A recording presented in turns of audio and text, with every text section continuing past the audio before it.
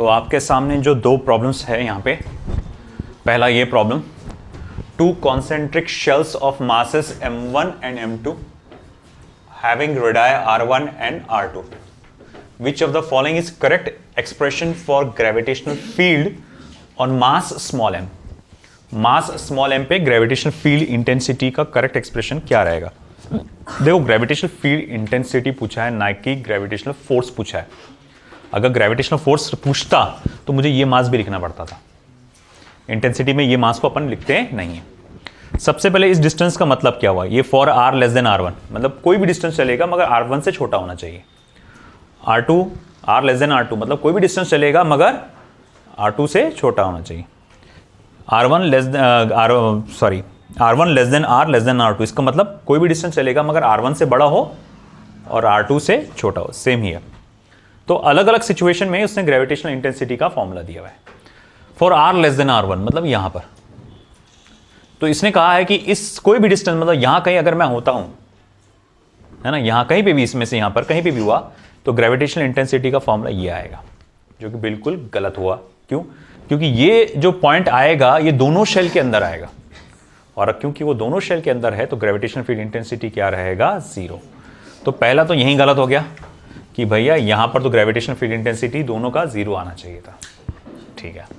अगला है for r less than r2, तो बोले उसका फॉर्मूला रहेगा gm1 plus m2 upon r²।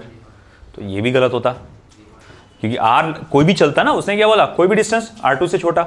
तो बोले अगर मैं यहां हूं, यहां कहीं तो भी, जैसे मान लो कि यहां कहीं तो भी हूं फॉर एग्जाम्पल, तो भाई हमें क्या लेना पड़ेगा? gm1, उसके अंदर वाला gm1, और यहां पर जो डिस्टेंस आ रहा है उसका स्क्वायर, है ना। मगर इसने तो क्या बोला कि भाई r2 का कोई भी चलेगा, इवन अंदर भी चलेगा आप यहां पर, तब भी ये फॉर्मूला ये आएगा। बिल्कुल गलत हुआ ये, क्योंकि ऐसा है कि अगर मैं यहां अंदर और चले गया अगर, तो टोटल इंटेंसिटी क्या हो जाएगा? 0 हो जाएगा।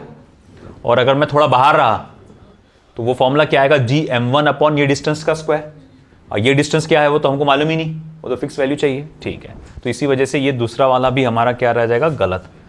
तीसरा क्या कहता है? gm2 r² for r less than r2, potential है कि फील्ड है ना। हाँ, तो for r less than r2, जैसे ये मान लो r ये है ना, इसने बोला कि देखो भाई मेरा मास यहां पर है, इस r की जो वैल्यू है r2 से छोटी है और r1 से बड़ी, और डिस्टेंस कितना है? मान लो r है। तो उस वक्त फॉर्मूला क्या रहेगा? तो बोले उस वक्त फॉर्मूला रहेगा gm2 अपॉन r²। तो बोले ऐसा हैगा क्या? नहीं, उसने मास m2 बोल दिया। ये तो मास m2 के अंदर है। अरे ये शेल जो है बाहर वाला शेल, उसका मास m2 है ना, और ये पॉइंट जो है इस शेल के अंदर है। जब किसी शेल के अंदर कोई पॉइंट होता है तो उस शेल के वजह से ग्रेविटेशनल फील्ड इंटेंसिटी क्या होती है? 0। तो भाई इस m2 शेल के वजह से इंटेंसिटी क्या होगी यहां पर? 0। तो gm2 अपॉन r², ये तो बिल्कुल भी गलत हुआ। हाँ, मगर आखिरी वाला अगर मैं देखूं, इसने कहा gm1 अपॉन r²। ये पॉइंट, ये जो पॉइंट है आपका m2 शेल के अंदर है, तो m2 शेल की वजह से इंटेंसिटी 0 थी। मगर ये जो पॉइंट है m1 शेल के बाहर है, उसकी वजह से इंटेंसिटी 0 नहीं होगी। तो बोले क्या होंगी फिर? आप g ये वाले शेल का मास अपॉन ये डिस्टेंस का स्क्वायर। तो बोले ये वाले शेल का मास m1 है और डिस्टेंस कितना है? मान लो r है, तो r का स्क्वायर। तो बोले ये तो बिल्कुल सही हो रहा फिर, बोले, है ना। आया समझ आपको? तो ये वाला हमारा करेक्ट होगा। अब कुछ उसी तरह पे बेस्ड, कुछ इसी कॉन्सेप्ट पे बेस्ड अगला है, जरा सोच सकते हैं, बता सकते हैं क्या आंसर रहेगा? है ना, 3 कॉन्सेंट्रिक शेल्स है of masses m1, m2 and m3। तीनों के रेडियस आपको दिया है a, b एंड c। ठीक है, और वो इस तरह से रखे गए हैं फिगर में। तो पहले ग्रेविटेशनल फील्ड इंटेंसिटी का फॉर्मूला लिखना है Q के लिए, फिर बाद में लिखना है P के लिए। Q के लिए क्या आएगा बेटा? B option, yes correct. देखो Q के लिए क्या आएगा? सबसे पहले ये देखो, मैं बोलूंगा देखो ये पॉइंट Q जो है तीनों शेल्स के बाहर है, हाँ या ना। ये पॉइंट Q जो है तीनों के तीनों शेल्स के बाहर है, यानी तीनों शेल की ग्रेविटेशनल फील्ड इंटेंसिटी का फॉर्मूला देखना पड़ेगा। तो gm1 plus m2 plus m3 upon ये डिस्टेंस का स्क्वायर। अच्छा, ये डिस्टेंस यहां से यहां तक कितना है? y। तो बिल्कुल सही, ये यहां पर 2 m1 plus m2 plus m3 upon y का स्क्वायर सिर्फ एक ही जगह नजर आ रहा है ना। अच्छा ठीक है, और मैं कहूंगा अच्छा ठीक है, ये पॉइंट P, ये जो पॉइंट P है ये जो है मैं बोलूंगा ये सिर्फ 2 शेल्स के बाहर है, तीसरे शेल के अंदर है। तो तीसरे शेल के वजह से ग्रेविटेशनल फील्ड इंटेंसिटी की वैल्यू क्या हो जाएगी? 0। हाँ, बाकी 2 शेल की वजह से ग्रेविटेशनल फील्ड इंटेंसिटी की कुछ ना कुछ वैल्यू आएगी जाएगी। बोले क्या आएगी? G, इन दोनों का मास m1 प्लस m2 और यहां से लेकर यहां तक के डिस्टेंस का स्क्वायर। तो यहां से लेकर यहां तक डिस्टेंस कितना है? x। तो इसी वजह से हमारा ये दूसरा ऑप्शन क्या रहेगा? सही रहेगा। आई बात समझ? लिख लो ये।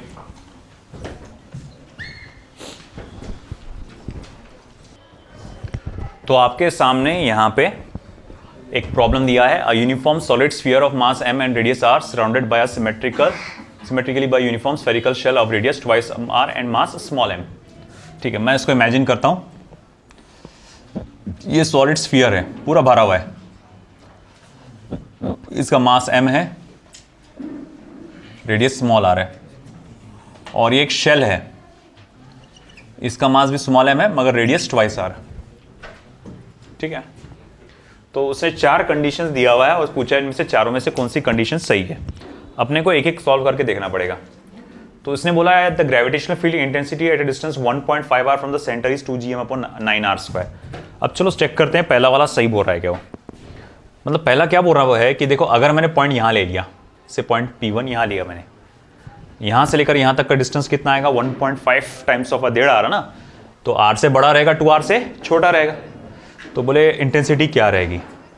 देखो भाई सिंपल सी बात है, ये तो मैं कहूँगा देखो ऐसा है कि ये जो शेल है उसके अंदर आ रहा है पॉइंट, तो इस शेल की वजह से तो इंटेंसिटी क्या रहेगी? 0।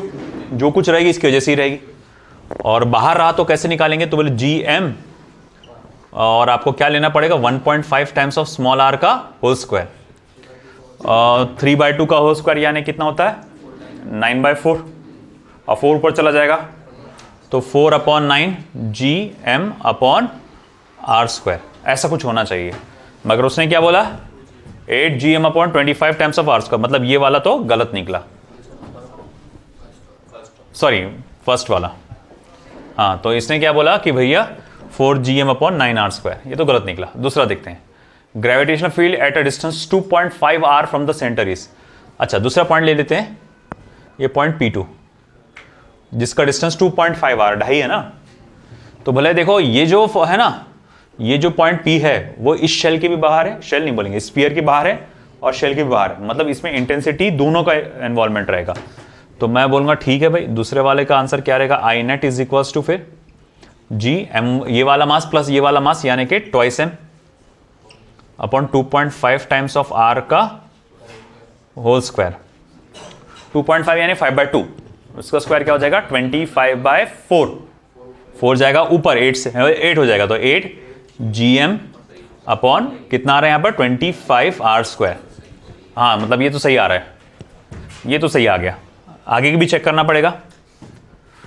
Gravitational field intensity distance of 1.5 r from the centre is 0। ये तो गलत ही है, ये हम ऑलरेडी कैलकुलेट कर चुके हैं, है ना, कि उसकी जो वैल्यू आती है 1.5 r के डिस्टेंस पे वो 4/9 Gm/r² आती है। वो तो क्या बोल रहा? 0। ये तो बिल्कुल गलत हुआ। चौथा क्या बोल रहा? The gravitational field between the sphere and the shell is uniform. नहीं, ऐसा नहीं है। देखो कैसा है, शेल के अंदर तो शेल की वजह से तो इंटेंसिटी क्या है? 0 है। हाँ, जो कि शेल के अंदर इस रीजन में जो भी इंटेंसिटी रहती है सिर्फ सॉलिड स्फीयर की वजह से रहती है, और वो जो सॉलिड स्फीयर की वजह से इंटेंसिटी होती है, आपने अगर वो याद होगा, आपको ग्राफ बनाया तो वो ऐसा नीचे डिक्रीज होती है। तो जैसे जैसे मैं इससे दूर जाता हूं सरफेस से, इंटेंसिटी कम कम होती जाती है ना, पहले बढ़ती है फिर उसके बाद कम होती है। तो इसीलिए वो यूनिफॉर्म तो नहीं है, तो ये स्टेटमेंट भी गलत है। तो इस तरह से हमें पता चल गया कि सही आंसर क्या है। तो यहां पर हमारे पास जो प्रॉब्लम्स थे based on gravitational field intensity complete हुए। इस पे बहुत ज्यादा फोकस नहीं नीट का, मतलब बहुत ज्यादा क्वेश्चन इस पे नहीं आते। आपको जितने